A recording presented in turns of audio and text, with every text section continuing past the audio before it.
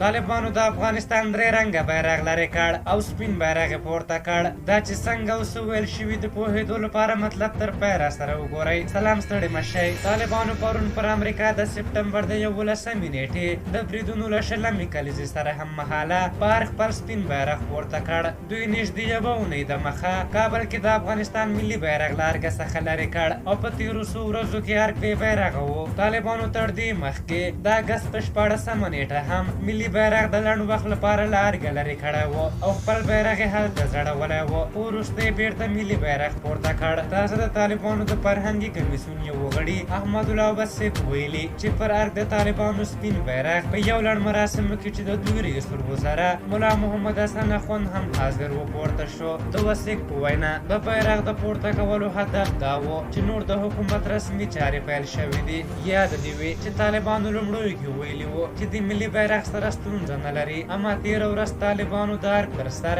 د خپل سپین بیرغ په درولو سره وښوده چې د دوی لپاره خپل سپین بیرغ مهم دی. سره له دې چې طالبان پوهېدل چې د بیرغ په بدلولو ډېر افغانان خوابدي کېږي او د هغو ملاتړ له لاسه ورکوي، مګر بیا یې هم بدل کړ. ټولنیزو رسنیو کې کارکوونکو به ویل چې دوی د طالبانو بیرغ ته احترام لري او دا چې اوس د دوی حکومت دی د افغانستان د ملي بیرغ تر څنګ دی دا بیرغ هم موجود وي. خو دا چې د نړۍ د نورو هیوادونو په څېر نظامونه بدلیږي اما ملي ارزښتونه پاتې کېږي، د افغانستان ملي بیرغ دې هم پاتې شي. خو داسې څه ونه شول. یاد دې وي چې د افغانستان درې رنګه بیرغ 100 کلن تاریخ لري. په هر حال خو ځینې افغانان بیا وایي چې امن او ثبات دې وي، چې هر رنګ او د هر چا بیرغ وي، مشکل نشته. په هر حال تاسو دغې موضوع په اړه څه نظر لرئ؟ خپل نظرونه هم راته په کومنټ کې ولیکئ. که زموږ ویډیو مو خوښه شوې ضرور لایک کړئ. تر ګډ ستاسو شکر ته راځم. په یو بخښونکي خدای مو سپارم. د الله په امان.